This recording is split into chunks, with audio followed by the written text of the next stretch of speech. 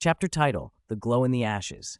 The smoke tasted like death and old secrets, with an undertone of something sweeter and more corrupt, like meat left too long in the sun. Aiden Mercer stood at the edge of what remained of the old mill, boots crunching on ash that had once been timber and bone, on the dreams of better men than him. 3 days since the fire. 3 days since Graywater's last working structure had collapsed into itself like a rotten tooth, still smoldering, sending lazy spirals of gray into the October sky. The wind shifted eastward, carrying the acrid breath of destruction toward the town proper, toward the unsuspecting people who might find it lingering in their morning coffee, bitter and unwelcome. Maybe it was a reminder of what they'd lost, or maybe what had finally been purged. He shouldn't be here. Dr. Callahan had made that crystal clear at the diner yesterday, her coffee cup rattling against the saucer as she gripped it too tight, knuckles white as old scars. Let the fire marshal do his job, Aiden. Let it lie. But her eyes told a different story. Her eyes said run, and in Graywater, when someone's eyes told you to run, you damn well better listen. Except Aiden had never been good at listening. Things in Graywater never stayed buried. He'd learned that 15 years ago, and again when he'd come back to settle his father's estate 6 months past. The town had a way of dragging its dead into the light, of making you look at what you'd rather forget. It was in the water, people said, in the ground, in the very bones of the place. The guilt sat in his chest like a stone, cold and immovable. Tommy's face flickered through his memory. Not the boy he'd known, not the friend who'd taught him to skip rocks across Miller's Pond, but the thing Tommy had become in those final moments at the Hollow. The fire there had been different, cleaner somehow, purifying in its violence. This one felt wrong. This one felt hungry. Aiden pulled his jacket collar over his nose and mouth, squinting against the acrid haze. The mill's skeletal frame jutted toward the sky, blackened beams crossing like broken ribs, like the exposed architecture of some massive beast left to rot. Somewhere in there, Marcus Webb had sworn he'd seen something glowing, something that pulsed with its own sick rhythm. Probably just hot coals, Aiden told himself on the drive over. Phosphorescence, burning chemicals, reflected light playing tricks. But Marcus Webb didn't spook easy. The man had worked these woods for 40 years, had seen things that would send city folks screaming back to their safe suburban lives. And the tremor in the old logger's voice had sounded too much like the tremor Aiden heard in his own when he woke from dreams of the Hollow. Sheets soaked with sweat, Tommy's screams still echoing in the spaces between heartbeats. A beam groaned overhead, showering sparks like dying fireflies. Smart Money said, "Turn around, get in the truck, let someone else handle it." Aiden moved forward instead, because that's what Mercers did. They walked toward the fire, even when the fire was waiting for them. The smoke thickened as he picked his way through the debris, each breath burning his throat like swallowed glass. Something crunched under his boot. Glass, maybe, or bone-dry wood, or something he didn't want to identify. Through the haze, deeper in where the mill's heart had been, where the great saw had screamed through timber for 100 years, he saw it. A faint glow, sickly green like foxfire in a grave. Pulsing, the glow wasn't phosphorescence, wasn't hot coals or burning chemicals or any of the comfortable lies Aiden had told himself in the truck, white-knuckling the steering wheel all the way back to this god-forsaken town. It was wrong. The wrongness had a texture to it, a weight that pressed against his skin like invisible hands. He took another step forward, and it intensified. A pressure behind his eyes like the beginning of a migraine, a thickness in the air like breathing through wet wool soaked in something chemical and rotten. The green light pulsed in rhythm with something deep and slow, and, Christ help him, it almost felt like a heartbeat. Like the ruins themselves had developed a pulse, had become something living and aware in the weeks since the fire. The ash beneath his boots shifted, whispering secrets in a language older than words. "You shouldn't be here." Aiden spun, nearly losing his footing on the ash-slick floor. His heart hammered against his ribs. Thud, thud, thud, thud. As a figure emerged from the smoke, like something conjured from his worst memories. For one terrible moment, he thought it was Tommy, thought the dead had finally come to collect what he owed them, thought 15 years of running had finally run out. But it was Mara Donovan. He barely recognized her. The burns ran up her left arm in angry red welts, skin puckered and raw where the fire had kissed her. Some wounds looked fresh, weeping clear fluid that caught the sickly green light and made it dance. Her face was gaunt, hollowed out by sleepless nights and something worse than grief. Something that looked like knowledge, terrible and complete.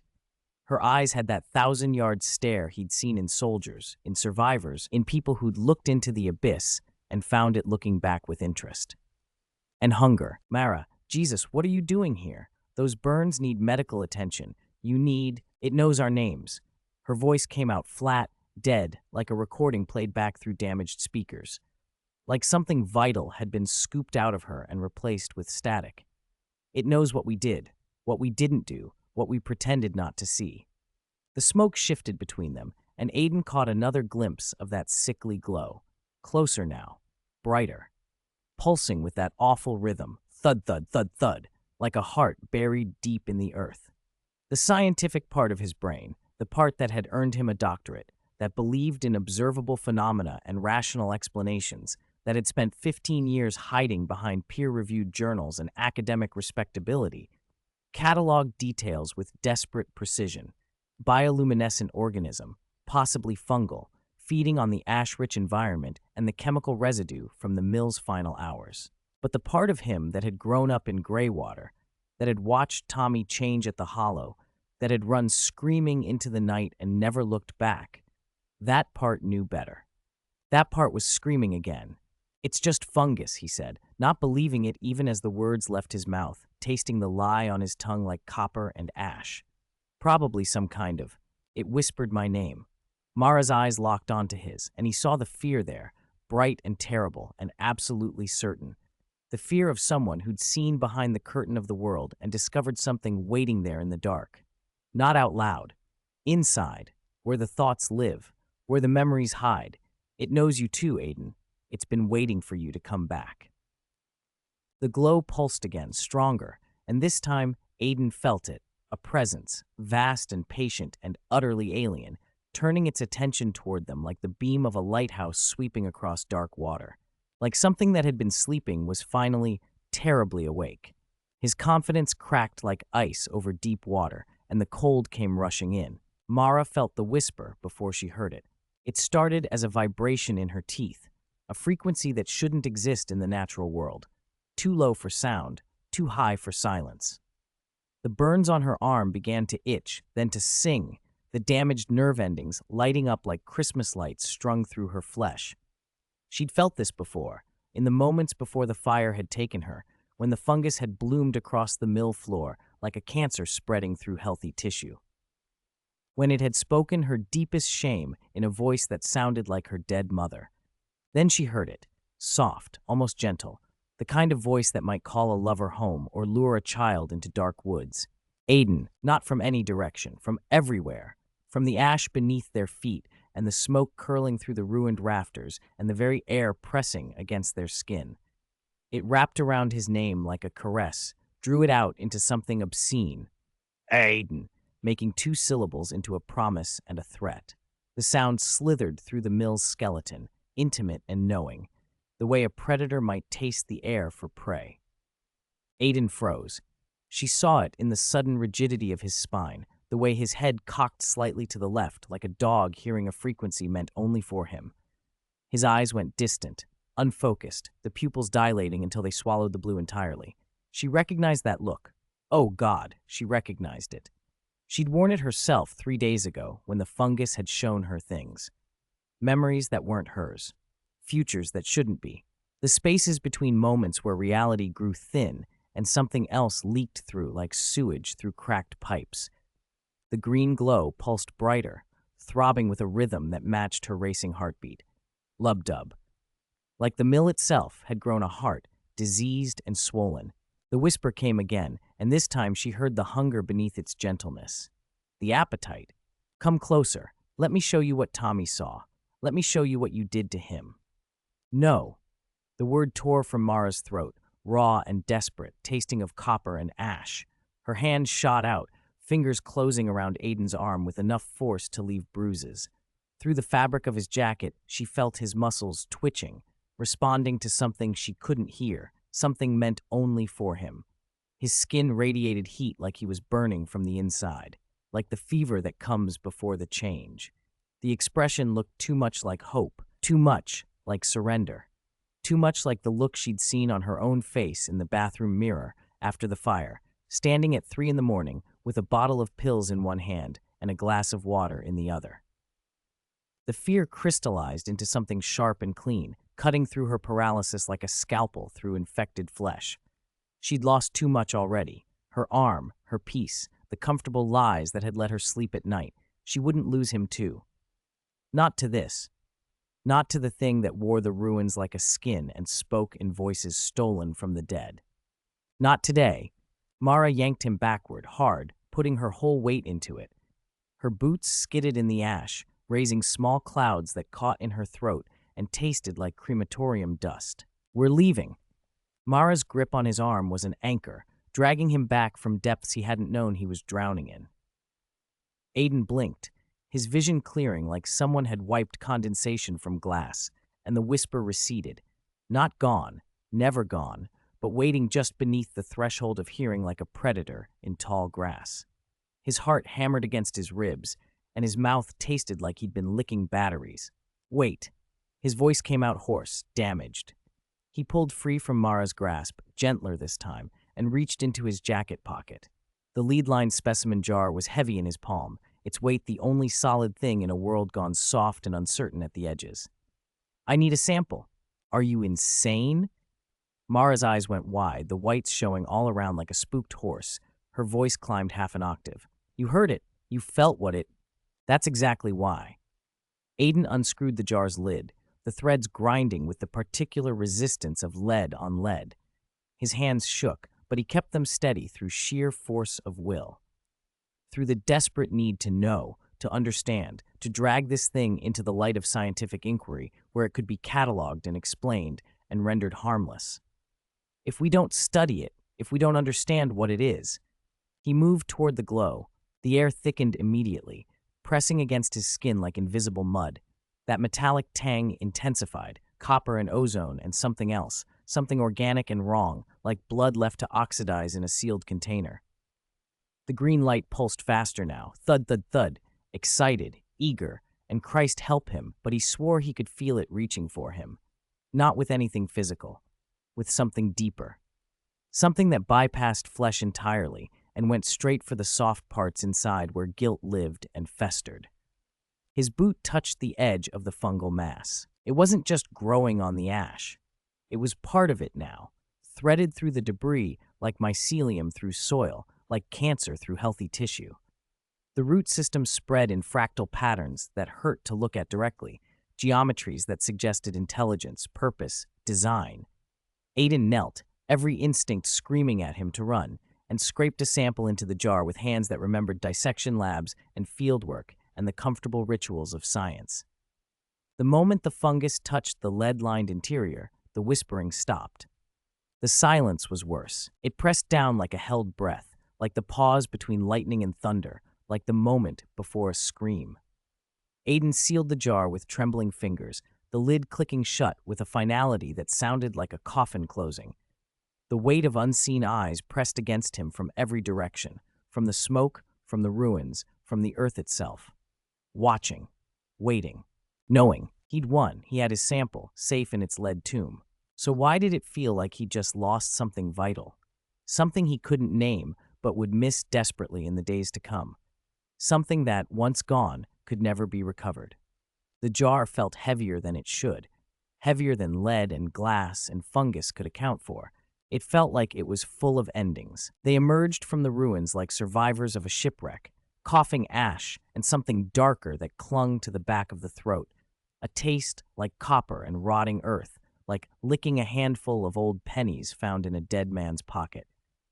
The October sky stretched above them, gray and indifferent, the color of old dishwater left to stagnate in a bachelor's sink. The smoke continued its lazy ascent, carrying secrets into the cold air where they dissipate and be forgotten. Or so you like to think. But that was the lie you told yourself in places like Graywater, the sweet fiction that helped you sleep at night. Except Aiden knew better now. Nothing in Graywater was ever truly forgotten. The town had a long memory, the kind of memory that held grudges and collected debts and never, ever let you off the hook. What it remembered, it kept. What it kept, it used. Mara leaned against his truck, her burned arm cradled against her chest like a wounded bird, breathing ragged and wet-sounding. The kind of breathing that said something had gone wrong deep down in the machinery. The fear hadn't left her eyes. If anything, it had deepened, settling into the lines of her face like sediment at the bottom of a dark well. Something permanent, something that would be there when she looked in the mirror for the rest of her life, however long that might be. And in Graywater, that was always the question, wasn't it? How long you had left. You can't study it. Her voice was barely above a whisper, but it cut through the silence like a blade through silk, like a scalpel through skin. Whatever's in that jar, Aiden, it's not just fungus. It's not just some biological anomaly you can dissect and explain away in a peer-reviewed journal with footnotes and Latin names. I know. The words surprised him, but they were true. The jar sat heavy in his jacket pocket, pressing against his ribs with a weight that had nothing to do with mass and everything to do with meaning. It was the weight of obligation, of terrible knowledge, of doors once open that could never quite be closed again. But that's exactly why I have to. Why? The question came out broken, desperate, edged with exhaustion that went bone deep and then kept going, down to the marrow, down to the soul. Why do you have to be the one? Why can't you just... Because, Tommy. The name hung between them like a ghost, like smoke, like all the things you couldn't take back. Because I ran 15 years ago. Because I've spent half my life pretending I could outrun what happened at the Hollow by hiding behind degrees and distance and professional respectability, by becoming Dr. Aiden Cross instead of just Aiden, the kid whose best friend went into the dark and didn't come back. His hands clenched into fists, knuckles white, the way they'd been white on Tommy's jacket that night, trying to hold on, trying not to let go. Because it knows my name, Mara. It's been waiting for me, and I'm done running. The resolve settled into his bones like frost, cold and absolute and strangely liberating, the way truth always was, even when the truth was terrible. Whatever this thing was, this intelligence that wore fungus like a skin and spoke in stolen voices and remembered everything always, it had roots that went deeper than the mill, deeper than the fire, maybe deeper than Graywater itself, reaching down into bedrock and darkness and the secret places where things that should stay buried made their homes and waited and grew strong. And he was going to dig until he found them, or until they found him. Mara's eyes searched his face, looking for something, sanity, maybe, or hope, or some sign that he understood the enormity of what he was proposing, the door he was trying to open. Whatever she found there made her shoulders slump in defeat, made her look suddenly older than her years, made her look like everyone eventually looked in Graywater if they stayed long enough. Then God help us both, she whispered. Aiden climbed into his truck, the specimen jar cold against his chest like a second heart, like something that had always been there, just waiting for him to acknowledge it. Through the rearview mirror, he watched the ruins recede, smoke still curling skyward like prayers to indifferent gods who'd stopped listening to Graywater a long time ago. The real work was just beginning, and somewhere in the dark, something was smiling,